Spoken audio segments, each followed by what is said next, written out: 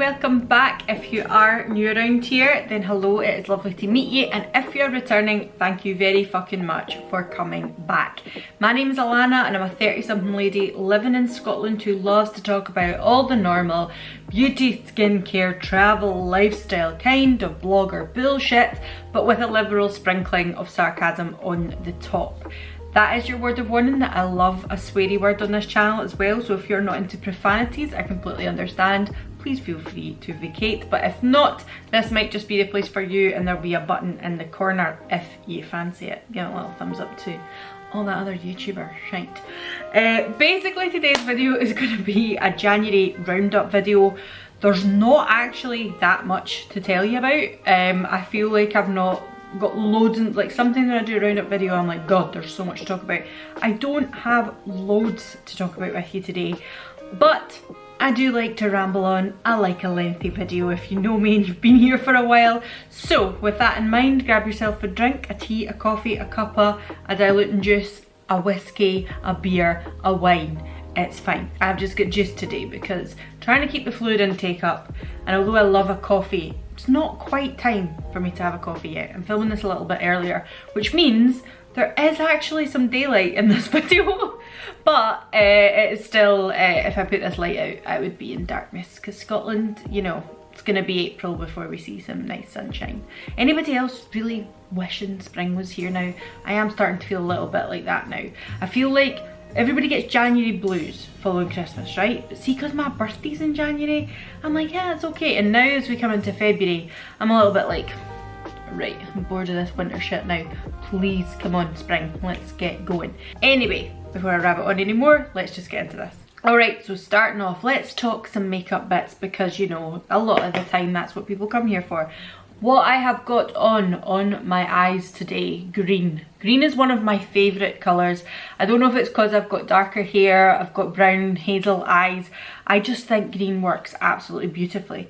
Now, I spoke about this, I bought this Black Friday, I want to say. It's Beauty Bay's Wilderness palette. And today, that is the only thing I've got on my eyes. I don't have any other shadows on. It is all from this palette. Now, this is a predominantly, well, I was going to say a predominantly green palette. It probably isn't. There's like one row of green and then like maybe 1.5 rows of green. Then it gets kind of warm, and here it's kind of cool. I have to say, I have yet to really mess about with the blues. That's because blue, although, see, whenever I wear blue, I actually really fucking like it. But it's not something that I'll go to on a day-to-day. Like, I could put on green eyes and go out the house and be quite the thing just to go to the shops. It wouldn't bother me. Blue is something that I'm like, I'll do interesting looks with it. I'll do like out there crazy avant-garde looks with. But I don't wear blue. I don't wear blue clothes a lot either. So I find like sometimes blue isn't something that I reach for that often. So I do need to mess about with these colours on the bottom row a lot more. Although this one here is actually what I've got in my inner corner today. And it's actually more of like a frosty green shade. You're never going to see that, are you? I know. I'm the best swatcher you'll ever meet. But the top row, certainly, the warm colours I've been messing with, all of the green colours I've been messing with, the mustard, all that kind of stuff. I'm actually just going to pop a few looks up here that I put up on over on Instagram. If you're not following me on Instagram, why the fuck not? Get over there, do it. And I do routinely put looks up there a little bit more often, because if I've been messing about with this palette like today for instance, and I've just been messing about with the colours, I probably will take a little snapshot of this and then post it at another point.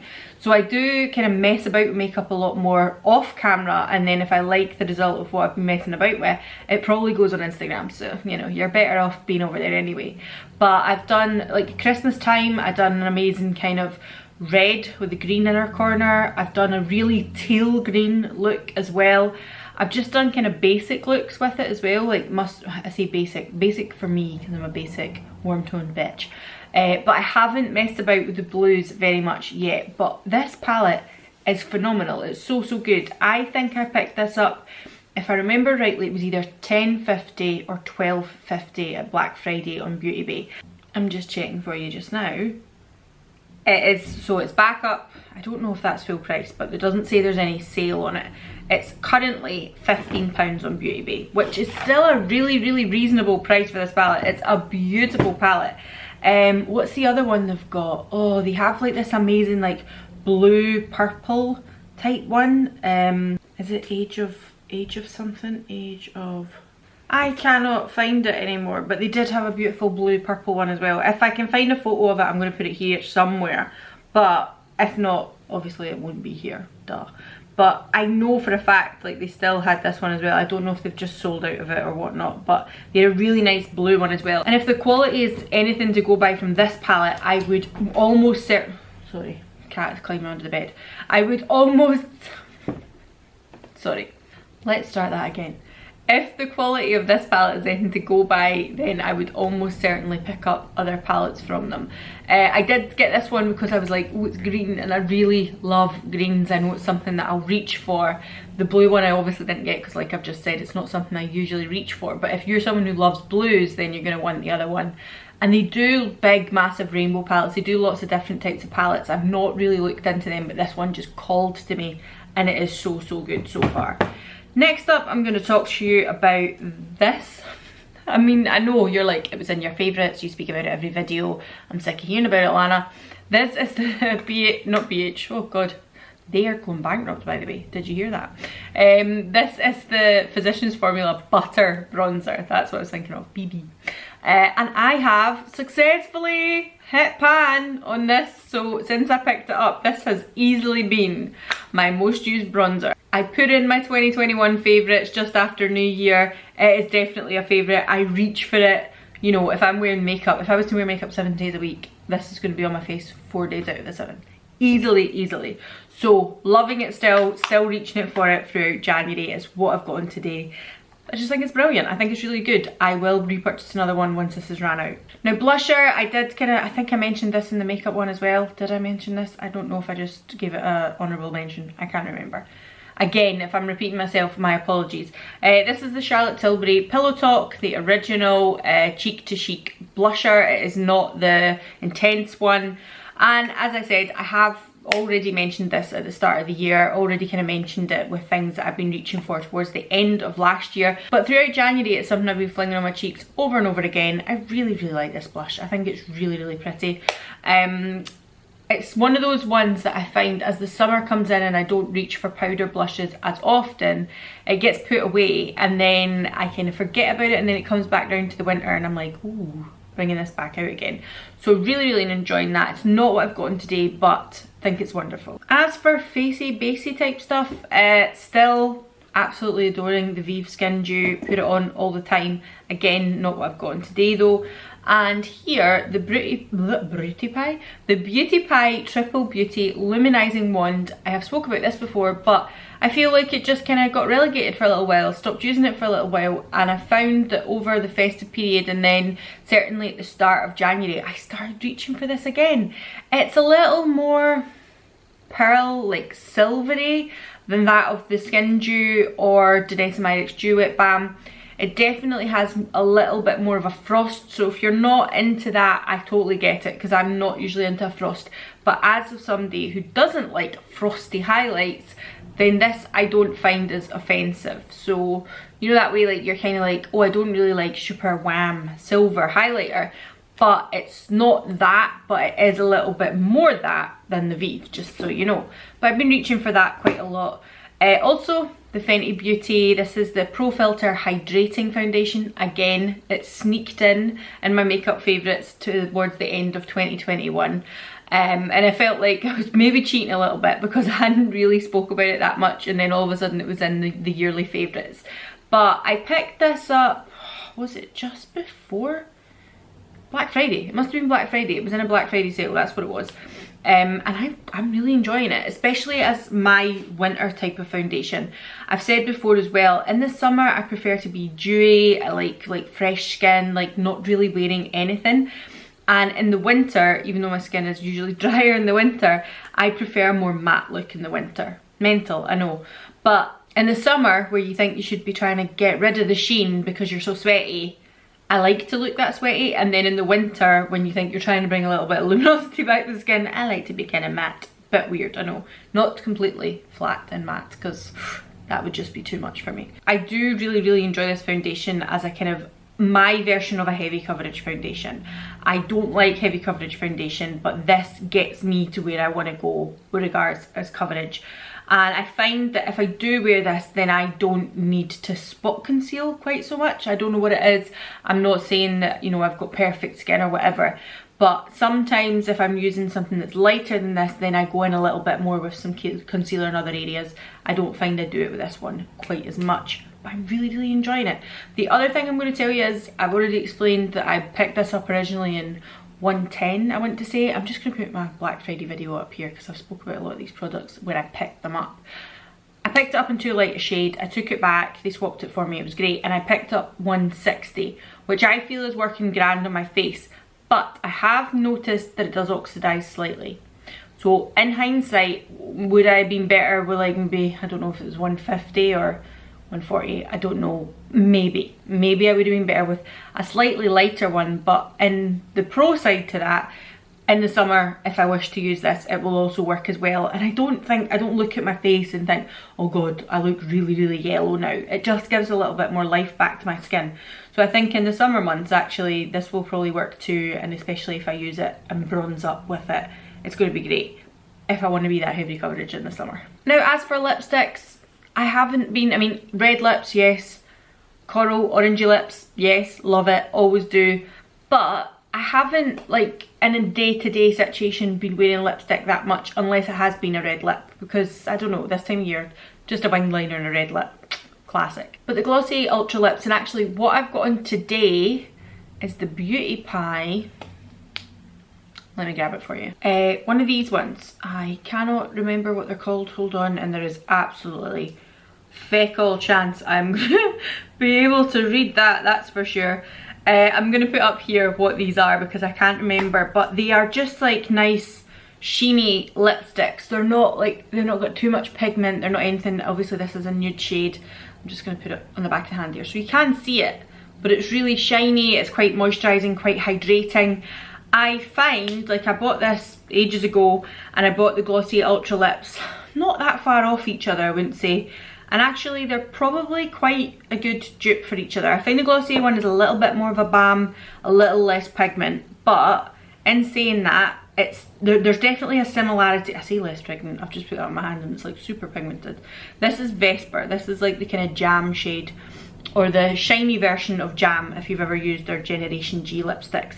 And there is a lot of pigment there. Look, it looks really pink on your hand. But the other one I've got of this, which is Villa, I would say is quite similar to that of the Beauty Pie ones. This colour is Master Sweet, and I don't think there's that much difference. This is maybe got a little bit more pink to it, whereas the Glossy Ultra Lip in Villa, I would say, is definitely more neutral slash orangey, maybe. It's like, as I've said already, the Generation G in Cake, Villa is the equivalent in Ultra Lips, and the Generation G in Jam, Vesper, is the equivalent in Ultra Lips. So I've kind of been going for things like this. It's probably because as well, at this time of year, the lips are getting dry.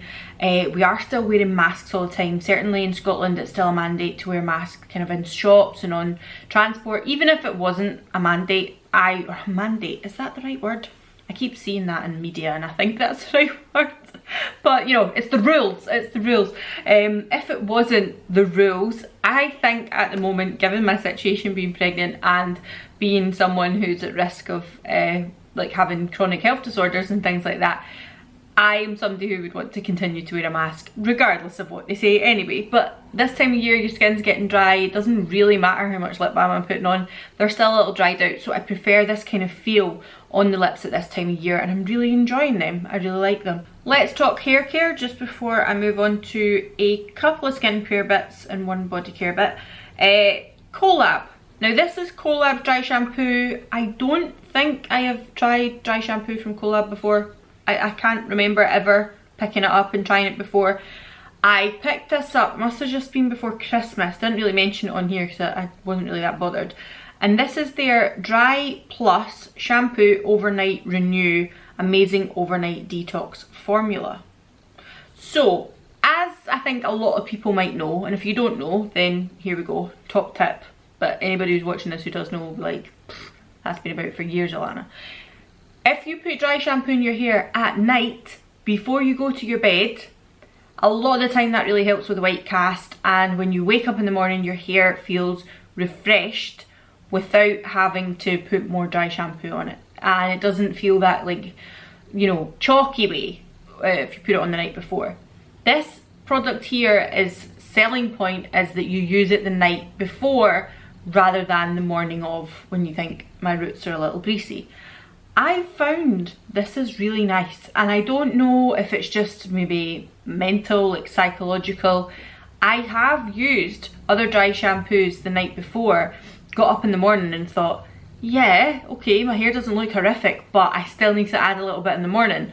This one, however, I find I probably could get away without adding any more.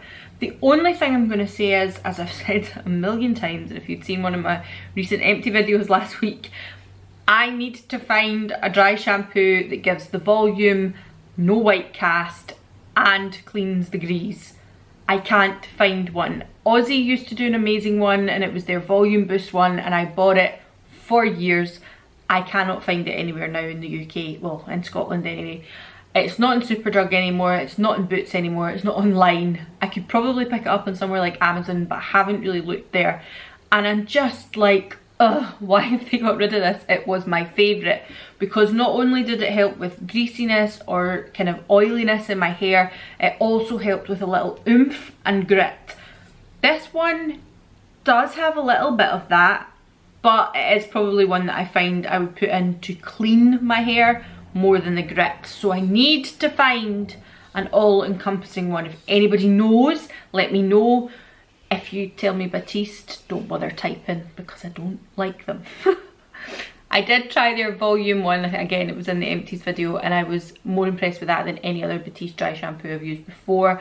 But as a rule of thumb, it's just there's too much white cast. They don't work for me, I don't like it.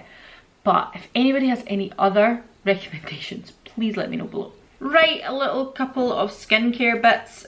First of all, this from Beauty Pie. Bought it ages ago, haven't mentioned it. Probably because I used it a couple of times, wasn't that enamoured with it, and then went back to oil cleansers like the Swarovski one. Really wasn't that fussed for it. That's it there. This is the Super Healthy Skin Hot Oil Double Cleansing Balm. I love the Plantastic Balm from Beauty Pie. It is one of my favourites, and I bought this one because I thought, oh, just like a slightly different version. Let me see what this one's all about. I find this one, when you put it on, does heat on the skin slightly. That's why it's obviously called Hot Oil Double Cleansing Balm. And that's why I think it's sat on a shelf for a while and I've not went back to it. But throughout the month of January, I've been reaching for it again, and I'm like, yeah, okay, it does the job, it's not bad. But if you were to ask me, would I buy Plantastic or would I buy this one, I'm going to pick the Plantastic. So I thought I would give you a little idea of what's going on with this, because it was one of these things I bought ages ago and then you never hear me talk about, which I always hate. I'm not saying everybody will hate this. Some people might like that kind of heating feeling on the skin when they're washing their skin. I just don't feel I need it. I feel the Plantastic is just more up my street. I just like it better. This is stickier too. Like when you put it on the skin, the Plantastic is like a balm oil, yeah, and you just put it on and it, because of the heat of your hands, the heat of your face, just goes on. This one I find is like sticky. I don't know why or how, why this one is like that. I'm not into it. I'm not into it as much. I prefer the other one better, but I thought I would let you know. Another Beauty Pie item here. This is the Triple Hyaluronic Acid Elastic Lifting Eye Serum. I got this Black Friday as well, I want to say. I had seen a few people on YouTube, social media, etc. speak about this and talk about it. I obviously love my CeraVe one. I've tried lots of different eye creams over the years. What I felt though, see the CeraVe one? The CeraVe one is really, really nice. Leaves a nice kind of base for makeup. I feel like it's almost a little bit silicone-y, and I'm not into those silicone primers or anything like that. Can't be fucked with them. But it leaves a slight silicone feeling on the skin, and then it means that the under eye area is nicely primed before you go putting anything on it. But I wanted something that was actually going to like hydrate under the eyes. There's obviously ceramides and hyaluronic acid in the CeraVe one as well, but I wanted like a serum, like a step before that. And I feel like, I don't know if it's just the time of year, maybe because I'm not getting as good a night's sleep at the moment, being like 6 and a bit months pregnant.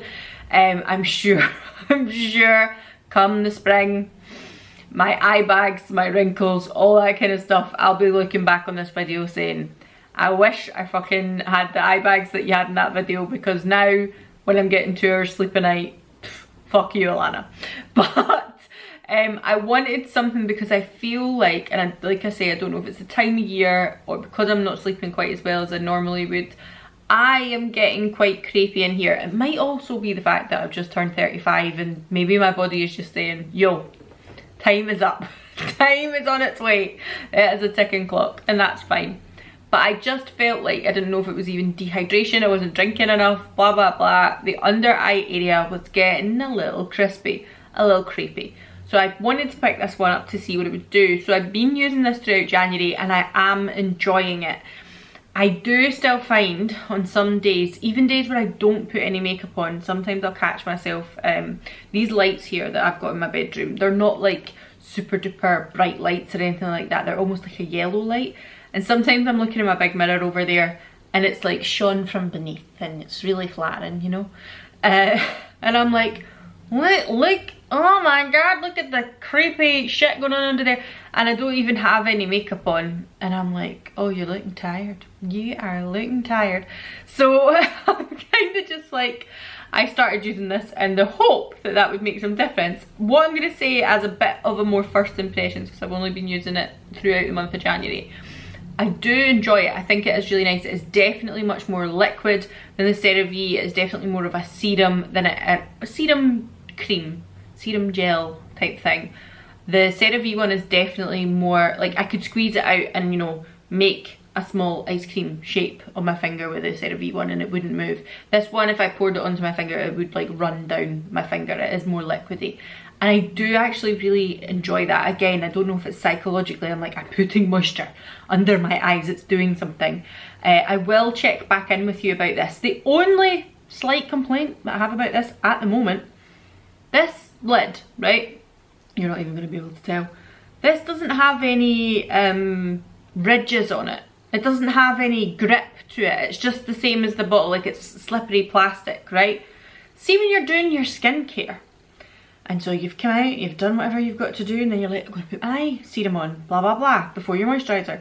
But you've already put some other serums on, you've already done something, and your hands are slippy because you've been doing your skincare. See, trying to get this off. Like, it's fine just now if my hands are dry, comes off with ease. But I'm like, it slips and I end up going like that to open it all the time. And the only reason I bring it up is because I'm like, right, that annoys me, and I'm just being like, oh, first world problems right here. But I also then was like, what about people who have dexterity problems? People who might struggle, I mean, it's tiny as well, that might not help people who have dexterity problems, but there's no grip on it. There's no grip on the lid. That just fucking annoys me, just being honest. It's ridiculous, I know, but I thought I would tell you. Okay, so I think last skincare makeup beauty bit, and it is something that is very old hat. So look at the state of this scabby old bag, and I haven't tried it before, and it was actually bought for me for Christmas. So this is the Lush Therapy Massage Bar, and mine's is looking kind of thin. It's that one that has the little dots on the front of it, and this is usually a bump, but you can probably see there, mine's is now not a bump, it's just a very slight road, like it's a speed bump now rather than a spot, you know. Basically, my mum picked me this up as part of my Christmas. She put a few things in a bag from Lush from me, and this is safe to use for your pregnant belly, all that kind of stuff. I've seen other people speak about it. Am I going to sit and say to you that this says, you know, the selling point is you won't get stretch marks? See, anything that's saying, especially in pregnancy, avoid stretch marks, it's shite. It's absolute shite. The reason I say that is because stretch marks, a lot of people put down to genetics. A lot of the time it might be the speed that you're growing at for a start. Sometimes it's like the speed you grow at and then lose weight really fast as well. Stretch marks are stretch marks. If you get stretch marks, that's fine. Whether it's on your belly because you're pregnant, whether it's on your bum, because personally, I've got stretch marks on my bum and my thighs, and I think those were from my growth spurt through puberty. Because, you know, you go from being the shape of a child, essentially, to having curves, you know? So I think that that was something that must have, and I know I've got friends as well who it happened to on their chest when they went through puberty because they grew boobs really quick overnight. And so I think stretch marks are one of these things, if you're going to get them, you're going to get them. I already have some, so I'm fully aware that I'm probably going to get some in pregnancy. At the moment, my belly is definitely getting bigger, and I have been using this kind of religiously after the shower every day since Christmas, and I've really been enjoying it. But I'm not going to sit here and say to you, this is going to stop stretch marks, because that's just bullshit. It would just be lies, and I don't like to say those kind of things. What I do enjoy about it though is that it's a lovely scent. It's a nice, almost oil balm on your tummy. It's quite a nice little thing to do when I'm coming out the shower. When I'm coming out the shower, I know I'm getting all soppy now, but I'm coming out the shower and I'm giving them a little rub. I'm giving them a little, oh, how are you doing in there today? Talking away to them. It's just a nice thing to do, and I'm enjoying using the little bar. I think it's really good. I have been using CeraVe as well. I'm really enjoying my CeraVe. I always have. So I'm not going to say to you like, oh, I've swapped CeraVe for this. It just so happened that I got bought that as a gift, and I'm really enjoying it, and I probably will go and pick another one up. Does that mean to say I'm going to keep picking it up forever? I don't know, because the actual whole thing of having a bar and rubbing it on places and stuff, it's a little fiddly, but at the moment, at this time in my life, I'm really enjoying that bar as being a pregnant lady and rubbing it on my belly. Will it stop me getting stretch marks on my belly? I don't know. The weird thing is my mum doesn't have any stretch marks. She doesn't have a single stretch mark on her body, not a single one. So when people say, you know, genetically, I'm like, well, I already got them. I already have them, and I'm 35. So I don't know if that means that, you know, my mum's just really, really lucky or what have. I think it's just one of those things in life. If you get them, you get them. If you don't, you're fucking lucky. That's it. Alright, so 2 absolutely non-beauty bits. So if you want to like skedaddle here, you don't want to listen to anymore, that's absolutely fine. I will see you in another one. But if you're a little bit of a geek like me and you want to hear about Nintendo or a diary, stick about. There'll be another 5 minutes. So first of all, Nintendo Switch. I have the full size Switch, so you know, the one that clips onto either side of the little screen and also can cast to your television. I have that one. I bought this, I must have been maybe anywhere between 8 to 10 weeks pregnant when I bought myself a Switch. I had toyed with the idea about this time last year in the January sales, and because we went back into another lockdown post-Christmas last year, and I was like, fuck it, don't care, buying myself a Switch. I have owned every single Nintendo console throughout the years. Every single one of them I have owned. And therefore, when the Switch came out, I was like, do I need it? Do I need it?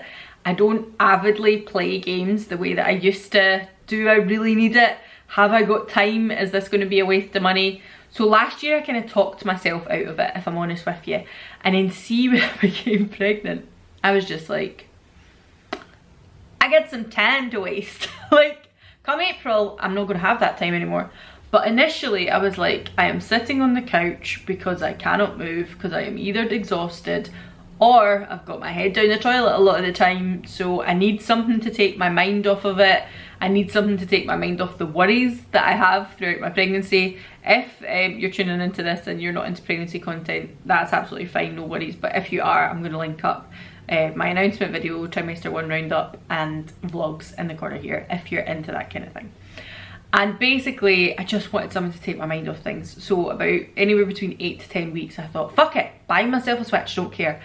And I love it. I think it's great. And throughout the month of January, I've been playing Zelda, because Alan bought me Zelda Breath of the Wind game for Christmas. It is epic. It is fucking fantastic. If you're not into it, like I say, you're not a geeky person, you don't love a bit of gaming, I get it, it's fine. You'll probably be like, what the fuck are you talking about, you're 35 years old. But I love it. Like, it's so good.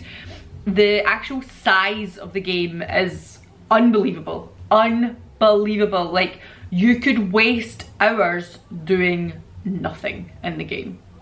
I know, sounds like a nightmare for some people, but I could get lost in that game. I have to remind myself, you know, like today for instance, I didn't have to sit and make this video. I could have just played Zelda but I thought no, I have to do stuff that's a bit more creative and constructive at times. But there are days, like especially Sundays, I find that's me and Alan's lazy day. You know, he goes back to work on a Monday, blah blah blah. See, on a Sunday, if I'm not in work, I'm just like, yep, Sunday, don't even get dressed, maybe have a shower, maybe be a stinky bastard, and just play Zelda all day long. And on the flip side of being a really lazy gaming person, here is my get organized life person. So obviously before in this channel I have spoke about journals, bullet journals. I even like done some bullet journal videos, things like that. It has been something that I have done for a good few years now, at least since about 2016. I've kept a bullet journal slash a journal slash a scrapbook type thing of what's been going on in my life, and I love it because I can go back into them at any point. And if me and Alan have been on a wee trip or something, for instance, there's ticket stubs, there's photos, there's things, little like notes to myself about things that I enjoyed while I was there. It's wonderful. But bullet journaling obviously takes a bit of time. You have to set up every month. You can do it really simply, but essentially it's a blank notebook that you make your own diary out of. And this year I just thought I am not going to have time for that, and I have a lot of appointments to attend. I imagine I will have further appointments to attend once little one is here, and they will have their own appointments and all these other things, baby checkups that they have to go to. So I thought this year I'm not going to bullet journal, which is kind of sad, because when people would maybe think, oh well, if you'd done it the way you did, you could document the first year of your child's life type thing. But I just thought, you know, I don't want to miss a minute. And if I have to take an hour and a half to write up my monthly spread and put out nice drawings on it, or whatever the fuck else you want to do, like really realistically, am I going to have time to do that? Probably not. So I picked this one up from Scribble and Dot. It says here 2022 in words.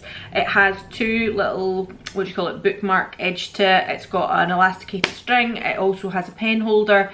It does have a pocket in the back, like the Leutsch term or whatever it is that people use for bullet journaling. As you can see here, it's got a pocket in the back. It also does have dot grid pages right at the back, so there's lots of like doodle space there if you want to use it. But what I really enjoyed about this is, I'm going to take you to March because I've already wrote out February, because obviously we are soon going into February. This is like the monthly layout here. It's just a nice spread. It's all very minimal, which I love. It then has a page for your notes and a to-do list on this side. You're maybe not going to see that so well. And it then goes into like a financial plan for each month and a habit tracker. Again, throughout the month of January, the habit tracker I've not really used. I don't know how to utilize that shape of a habit tracker, but I will see. And then it has weekly spreads just with like boxes for the days. I find that really useful. I find it really useful for, as I say, appointments, keeping on top of things I've got to do. I am a list maker. I love making a list. Like I've said before, if I've been doing roundup videos and stuff like that, I usually make a list of the things I want to speak about. And at the front, it has a yearly planner, obviously, so you can put everything maybe like you need to get done, like home insurance, car insurance, anything that you need to get done and you know it'll be coming up in the year. And then they also have a birthday list, which I thought was really nice. So it's got like space for every single month and you can put people's birthdays in as well. It also has a bucket list and a travel planning section. But the bucket list, the only thing I have put on it at the moment is to reach 1,000 subscribers here on YouTube. Which is pretty sad, because if that's the only thing I want to do in life, how pathetic am I? But I think I just mean from like personal goals. I feel like our travel plans, our travel lists have dwindled greatly in the last couple of years. We would usually be going away a lot more often. So I've not filled in anything in the travel planner like I normally would, which is quite sad, but that's my goal. We're going to do that this year and we're going to give birth to a child somehow or another. So, you know, that's a good one. I'll add that to that list. Anyway, that is everything for January. As I said, didn't have that much to talk about, but still managed to ramble on for fucking ages. So, hope you are all having a lovely time. Hope you are getting through the January blues. I hope the spring comes in very, very soon, and I will see you all again in the next one. Bye.